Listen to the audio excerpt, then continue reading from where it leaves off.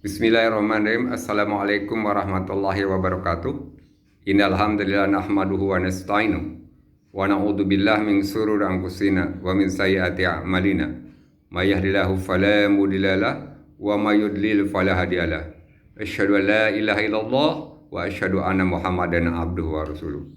Pada kesempatan ini saya akan menyampaikan kultum yang berjudul Hak Muslim terhadap Muslim yang lainnya, diambilkan dari kitab yang berjudul Merajut Benang Ukhuwah Islamiyah karya Dr. Abdul Halim Mahmud.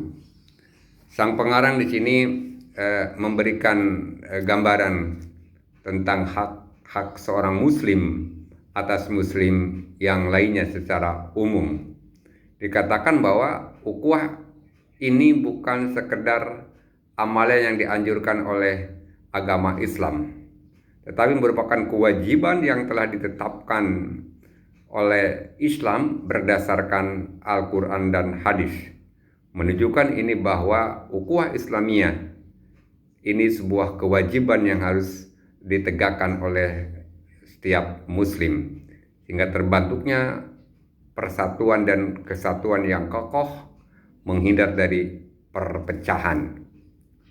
Ukhuwah dalam Islam, kata beliau, akan membaik, menguat, memberikan buah yang paling baik apabila seorang mampu memilih saudaranya yang berkriteria dia bertakwa, waro, penuh perhatian dari kehidupan akhirat, dan mengharap ridha Allah Subhanahu wa Ta'ala.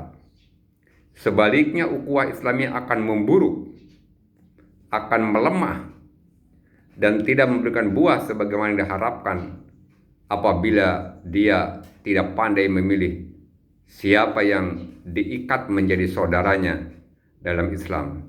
Yaitu apabila saudara yang dipilih itu belum secara jelas memiliki sifat-sifat seorang muslim yang konsisten dengan hukum syariat dan etika Islamiyah, maka akan sulit membangun ukhuwah Islamiyah tersebut. Oleh sebab itu, bagaimana basis keimanan ini terbentuk, terrealisasi bukan sebuah harapan, bukan sebuah angan-angan, tapi betul-betul diwujudkan dalam makna ukhuwah Islamiyah yang sebenarnya. Bagaimana Rasulullah SAW tegaskan dalam salah satu hadisnya, la yuminu ahadukum yuhibbu li akhihi ma yuhibbu li nafsihi. Tidaklah beriman di antara kalian hingga dia mencintai saudaranya sebagaimana dia mencintai dirinya sendiri. Ini artinya betul-betul bisa diwujudkan.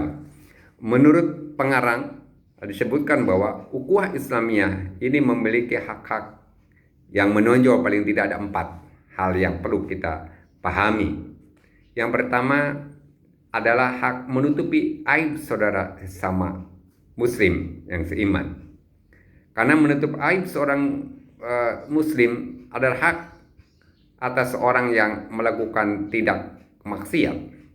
Dengan kita menutupinya, memungkinkan yang bersangkutan akan bisa bertaubat, menghindar dari kemaksiatannya. Tetapi sebaliknya, kalau kita tidak mampu menutupinya kemudian menyebarkannya, itu akan memungkinkan kemaksiatan yang akan dilakukan lebih besar lagi. Nah, ini yang harus kita perhatikan. Ini bentuk dari kita merealisasikan apa yang ditegaskan oleh Nabi Muhammad SAW dalam salah satu hadisnya. Man saro alal muslim sarahullahu fi dunya wal akhirah. Barang siapa menutupi aib seorang muslim, Allah akan menutup aibnya di dunia dan akhirat. Ini sebuah motivasi bagi kita untuk bagaimana berupaya menutupi aib-aib yang dilakukan oleh saudaranya. Yang kedua, kata Dr. Abdul Mahmud ini disebutkan bahwa membela saudara seiman yang digunjing. Hendaklah seorang muslim membela saudaranya apabila disebut keburukan di hadapan dirinya. Kalau mampu kita untuk mencegahnya, jangan diperpanjang, jangan disebarkan. Kalau tidak mampu, kita menghindar dari pembicaraan tersebut. Karena pada hakikatnya semua yang kita lihat, semua yang kita dengar itu akan dimintakan pertanggungjawabannya oleh Allah Subhanahu wa taala. Inna sam'a wal basar wa fuada kullu ulaika kana anhu mas'ula. Karena pendengaran, penglihatan, dan hati nurani semuanya akan dimintakan pertanggungjawaban Allah Subhanahu wa taala. Ini yang harus kita pahami sehingga kokohnya ukhuwah Islamiyah akan menjadi kenyataan. Faktor yang ketiga yang harus kita perhatikan adalah memaafkan saudara seiman. Karena pada hakikatnya setiap orang tidak ada yang tidak pernah melakukan sebuah kesalahan.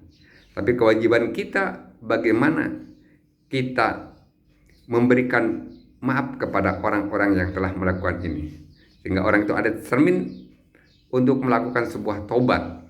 Karena kesalahan sebesar apapun kita dimaafkan oleh saudaranya. Mungkin yang perlu kita renungkan apa yang ditegaskan oleh Allah Subhanahu wa taala dalam surat Al-A'raf ayat 199. Jadilah engkau pemaaf dan suruhlah orang mengerjakan yang ma'ruf serta berpalinglah orang-orang yang bodoh.